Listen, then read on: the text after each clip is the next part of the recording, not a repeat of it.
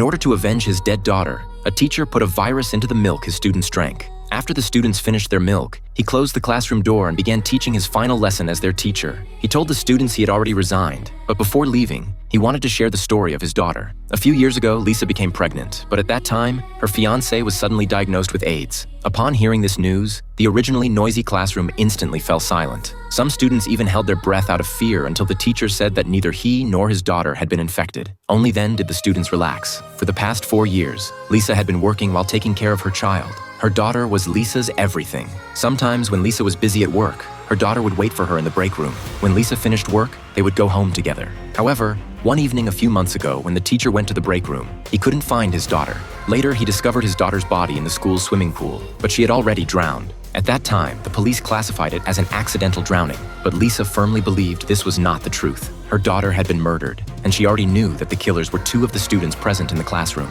Upon hearing this news, the previously quiet classroom once again became noisy. Everyone started discussing and asking Lisa who the killers were. Lisa didn't directly say, but referred to the 2 killers as Student A and Student B. She took out a small bag, saying it was found not far from the crime scene, and asked one of the students in the class, "You should know about this bag, right?" Lisa's daughter had seen this bag while shopping at the mall before her death, but Lisa hadn't bought it for her. That moment happened to be seen by the student Lisa just questioned. So, if the bag wasn't bought, how could it be at the crime scene? The questioned student didn't answer. Lisa continued, saying that Student A was the class's top student. Not only was he excellent in his studies, but he also made some inventions. However, he had a flaw. He would use his inventions to torture and kill small animals. One day, Student A approached Lisa and gave her a small bag to open. As soon as Lisa touched the zipper, she was shocked. It was Student A's new invention. The bag had a kind of electric shock device that could prevent thieves. Student A was using Lisa to experiment. Soon after, Student A's invention won an award, and the bag found at the scene contained his invention. Hearing this, everyone knew who it was. All eyes turned to him. In fact, after discovering the bag, Lisa had taken it to find Student A.